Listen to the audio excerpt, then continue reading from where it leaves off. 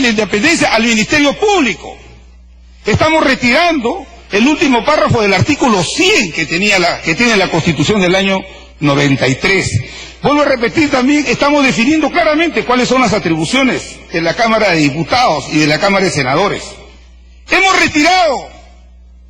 retirado de la propuesta que viene del Ejecutivo el despropósito de querer someter políticamente a los designios de los gobiernos de turno a los órganos electorales.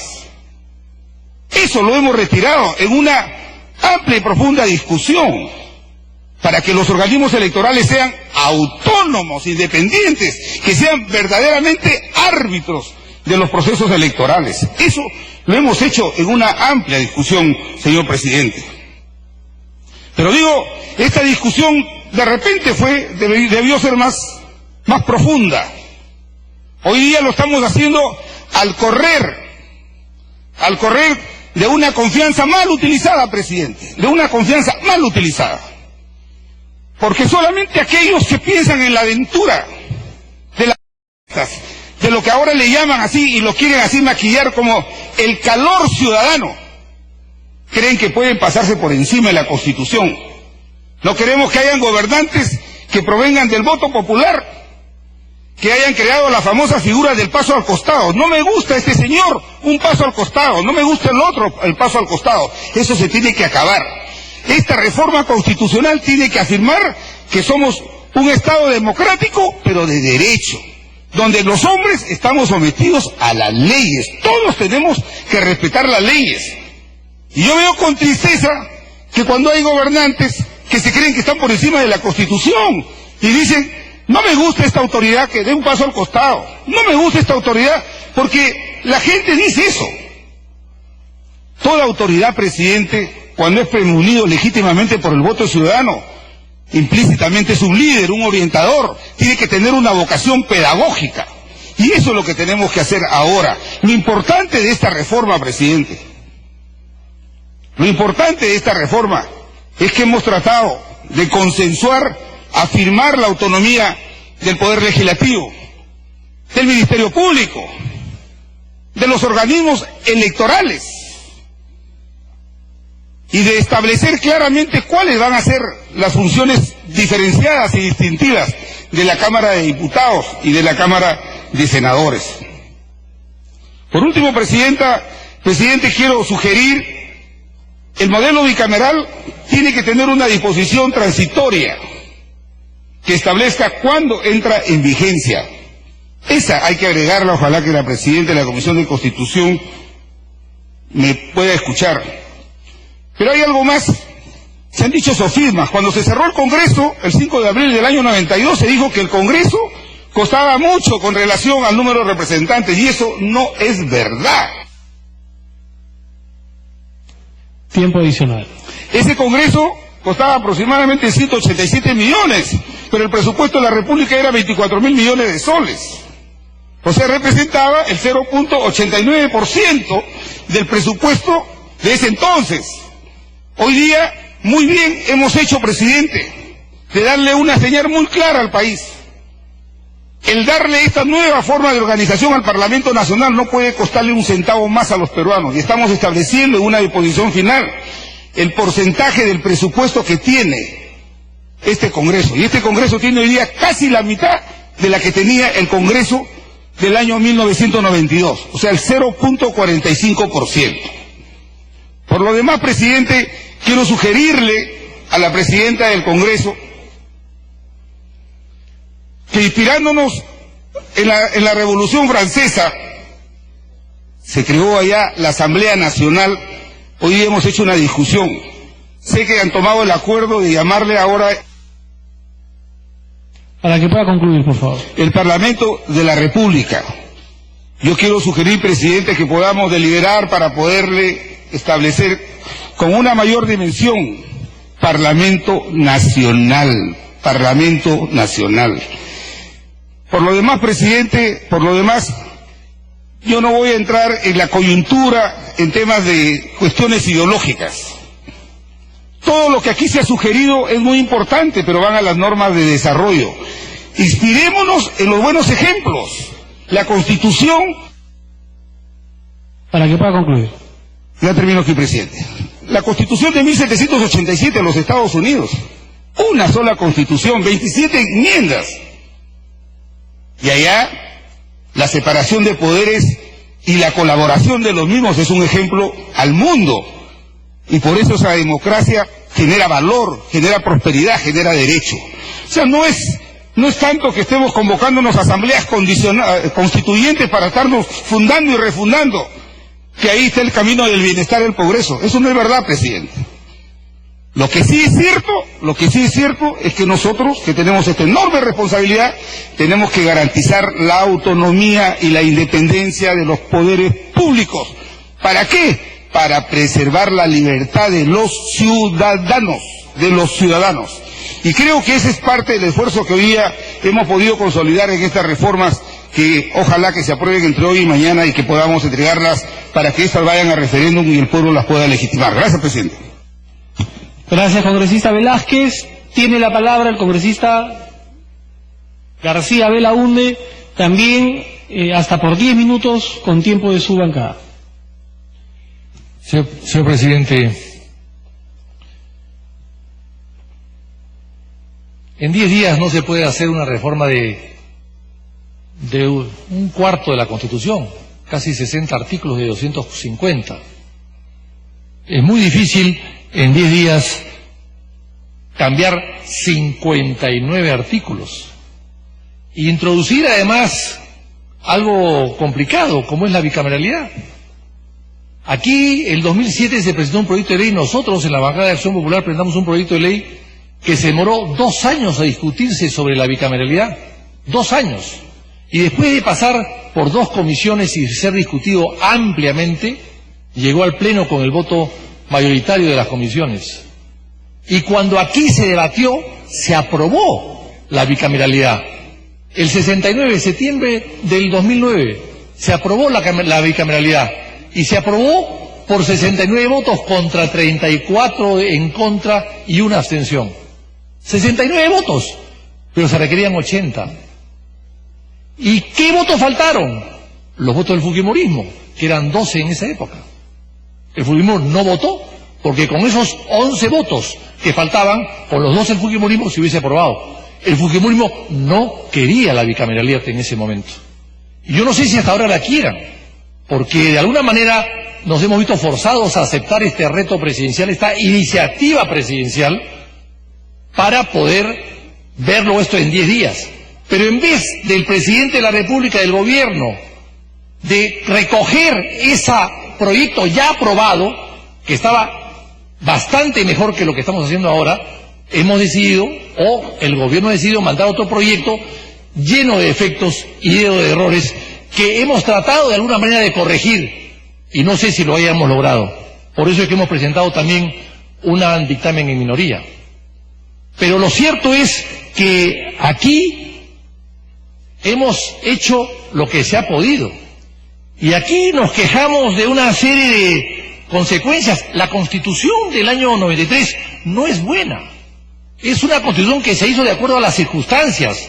Fujimori quería reelegirse, quería quedarse en el poder, y por lo tanto cerró el Parlamento y fue obligado por la OEA a convocar una asamblea constituyente que durante un año, en base a la plantilla de la 79, hizo una nueva Constitución con algunos defectos. Yo diría que con muchos defectos inclusive de redacción, porque ¿quién redactó la Constitución al final?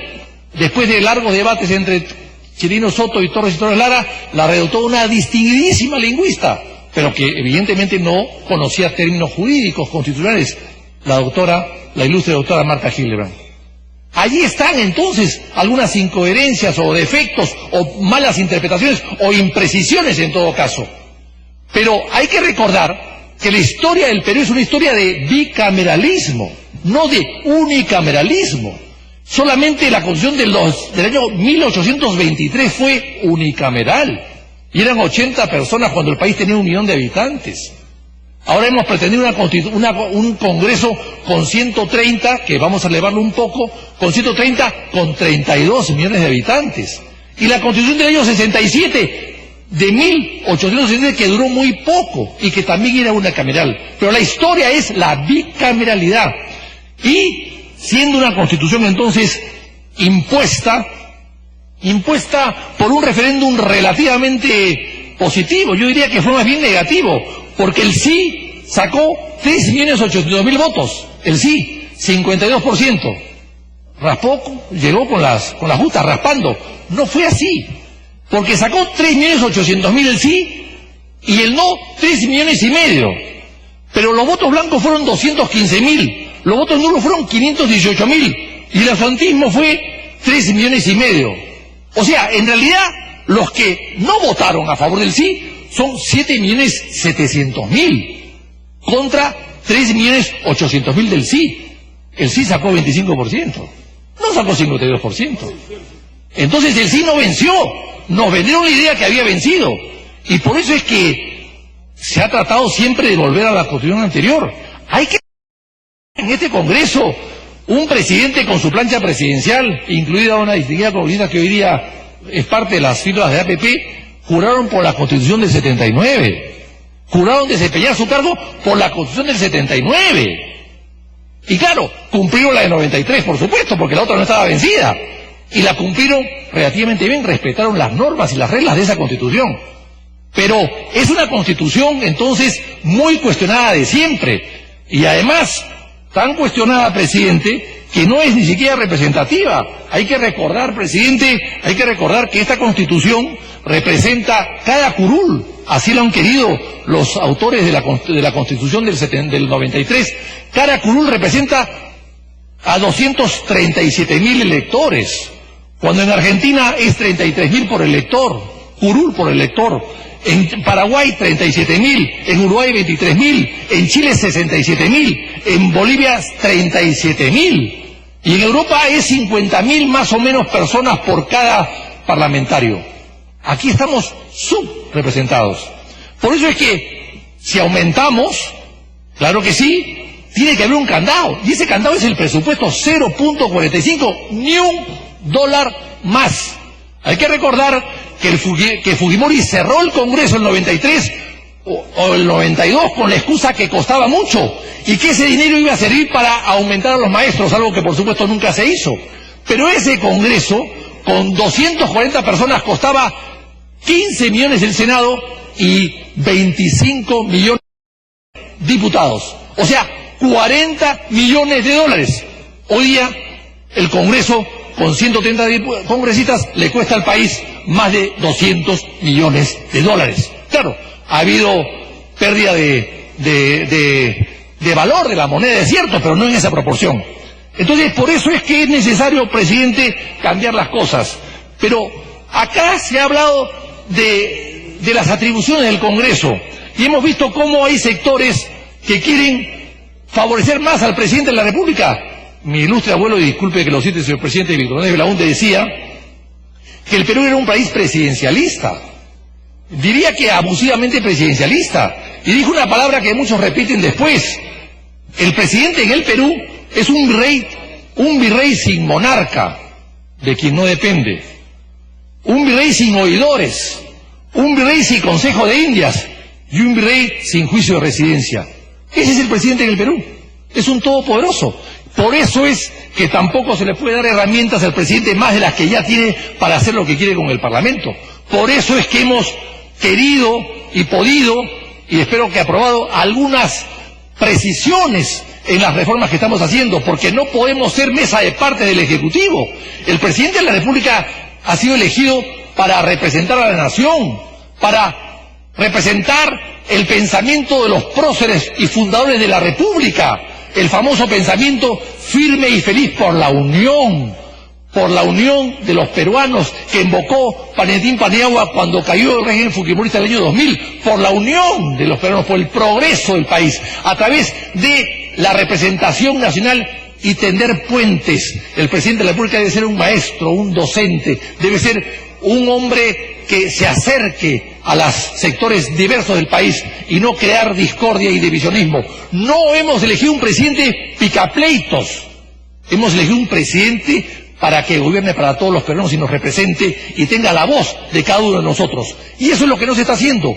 Por eso es que hemos querido precisar el tema de la cuestión de confianza, que es lo mismo cuestión de confianza a voto de confianza, que son diferentes.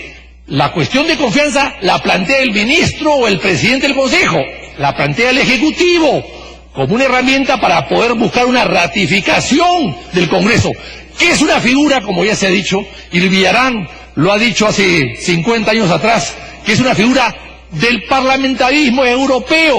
No tiene nada que ver con el Perú. Nosotros hemos inventado muchas cosas buenas, los textiles de Paracas, la gastronomía, pero no hemos inventado este tipo de figuras constitucionales que son importadas de Europa, básicamente, del parlamentarismo europeo. Y entonces lo que se trata es eso. Si el presidente del Consejo de Ministros o el ministro viene acá y pide una cuestión de confianza para respaldar su gestión en su ministerio, pues se la da o no se la da, y en todo caso se sentirá obligado a irse. Pero eso no puede servir como una contabilidad para una disolución del Congreso. Diferente es cuando viene acá después de 30 días a asumir el cargo para una investidura, para una ratificación de su investidura. Viene acá y expone un plan de gobierno y el mismo Congreso vota un voto de confianza y lo respalda. O cuando, habiendo una crisis determinada, el tiempo adicional, el Congreso lo llama, presidente, y lo interpela o lo censura. Un voto de censura. Son cosas diferentes. Una cosa es la facultad del Ejecutivo, el origen hace la diferencia. El origen hace la diferencia. Una cosa es que el presidente o los ministros pidan una cuestión de confianza, ellos la piden, bajo su cargo y responsabilidad, y otra cosa muy diferente, que el Congreso de la República, que acá se origine un voto de confianza o un voto de censura. Son dos cosas diferentes que no hay que confundir, y lo dice todos los grandes constitucionalistas europeos, que hay que referirse a ellos, porque es una figura que en el Perú casi ni se conoce, y el Perú solamente se la aplicó un señor que le convenció al señor Zavala hace meses atrás, después de 50, 60 años que existe en el Perú, que se menciona en el Perú, pero hay un señor iluminado que cree que sabe algo de derecho constitucional y le vendió la idea a Zavala que tenía que él plantear para defender a su ministro una cuestión de confianza. Bueno, pero eso no obliga, ni responsabiliza, ni contabiliza absolutamente nada. Fue una medida que se aplicó por primera vez en el Perú, a pesar que se menciona desde el año 1933. ¡Qué casualidad! Y ahora quieren ponerla como una norma, de todos los días. O sea, quieren hacer más fuerte al presidente de la República, y ha dicho que el presidente de la República es un virrey sin monarca. Queremos que sea un virrey, 2 veces un virrey, que ya no sea ni siquiera virrey, que sea simplemente monarca, o sea, ascenderlo a monarca ya. Dejar que sea virrey el presidente y que sea un monarca. Claro, porque parecería que lo quiere ser, porque se mete con el Ministerio Público, se mete con el Congreso, se mete con el Poder Judicial, empieza a disponer y a opinar y a pedir de todo. Cuidado, cuidado, cuidado, cuidado. Gracias, presidente. Gracias, congresista García Belaúnde. Tiene la palabra el congresista Octavio Salazar, hasta por 5 minutos. Muchas gracias, señor presidente. Saludo cordial a todos y cada uno de los señores congresistas. Señor presidente, en el Perú la tradición ha sido principalmente bicameral. Casi todas las constituciones peruanas lo han sido. De los 12 textos constitucionales, 8 han sido bicamerales, 3 unicamerales y en algún momento de la historia una tricameral. Desde el inicio de la República, la idea de la representación en 2 cámaras fue atractiva para los legisladores peruanos por la influencia del sistema británico. Sobre el tema de la bicameralidad, señor presidente, la propuesta que presentó el gobierno fue mejorada en este seno parlamentario. ¿Qué duda cabe?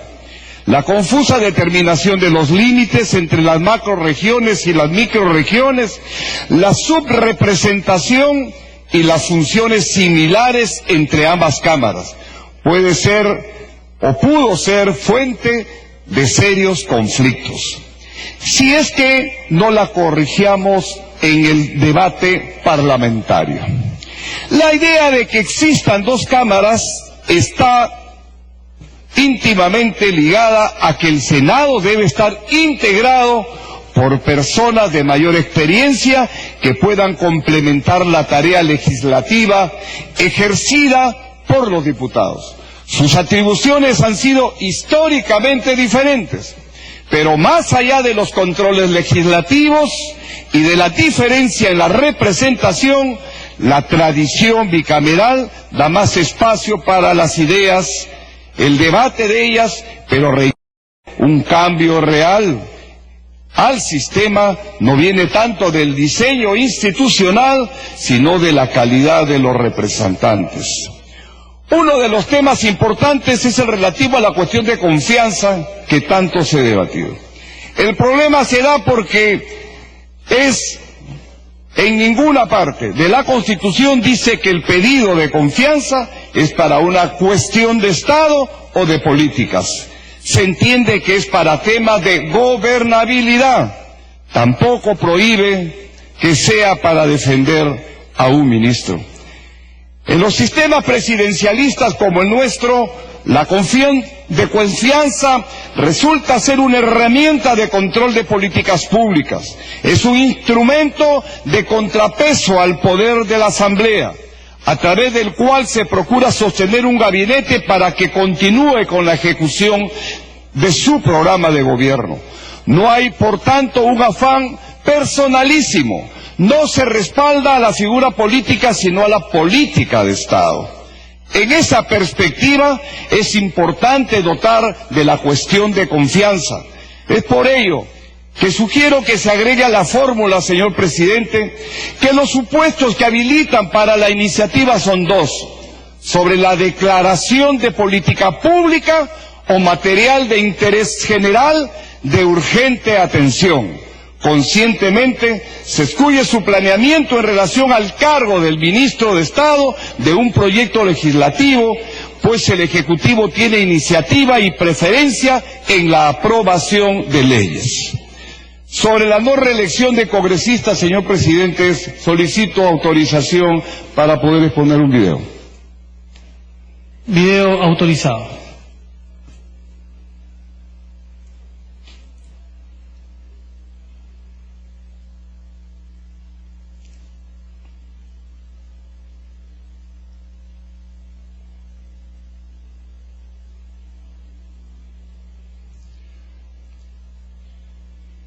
El 16 de julio del año 2016, el ex gobernador regional de Moquegua, hoy en día el señor presidente, tuvo estas declaraciones con relación al tema de la reelección para alcaldes y presidentes del gobierno regional.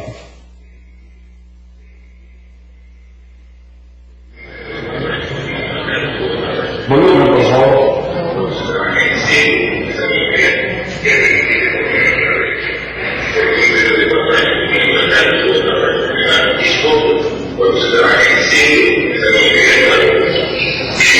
Si ya no es buena, la población obviamente con su voto lo castiga y no lo realiza. Estamos también en desacuerdo donde hay autoridades que están por varios años, décadas en el cargo, y que también es el otro extremo que hay que evitar. Pero yo creo que por lo menos una reelección debería permitirse siempre y cuando la población vea que está haciendo un buen trabajo y que certifique, pero por un solo periodo. El tema se evaluará también junto con lo que sería el nuevo Ministerio de Apoyo de las Regiones. No, ese tema depende del Congreso de la República, ¿no? Estamos dando una posición personal que coincide en ese sentido, presidente electo Pedro Pablo Kuczynski, pero la modificación, la reelección por una vez pasaría seguramente por un proyecto de ley que debe ser que permitirse por lo menos una reelección. Eso fueron las palabras del señor presidente de la República cuando era gobernador de Moquegua. Dijo, debería permitirse por lo menos una reelección, un periodo de 4 años que tienen los alcaldes y gobernadores regionales. Es corto cuando se trabaja en serio pensando en el mediano y el largo plazo. Tiempo adicional. Nos llama la atención el cambio de opinión. Es indudable que temas como este son aquellos que responden más a la efervescencia política que a la necesidad social. porque si bien estamos de acuerdo con la no reelección, hay que tener en claro cuáles son los de dicha medida y cómo es ejecute en el desarrollo del Parlamento. ¿Alguien cree que la no reelección de Parlamento es necesaria cuando cada quinquenio son menos los congresistas reelectos? Es innegable. Que los niveles de reelección parlamentaria han ido en descenso en los últimos periodos electorales si no ceñimos a los dos últimos procesos. En el 2011, solo 36 de los 62 que buscaron la reelección tuvieron éxito. En el año 2016, 72 legisladores. Tiempo adicional. Presidente, pero solo 35 tuvieron éxito. Prohibir la reelección de congresistas implica comenzar de cero, siempre ampliando aún más el riesgo de que sean electos malos elementos y obligando a una curva de aprendizaje que le costará caro al país. Finalmente, señor presidente, no hay que olvidar tampoco que estamos en un mundo donde el populismo avanza arrolladoramente. El profesor de Harvard, Yasser Moon, autor del libro El pueblo contra la democracia, advierte: los ciudadanos llevan mucho tiempo desilusionados con la política. Ahora se han vuelto impacientes, enojados, incluso desdeñosos. Muchas gracias.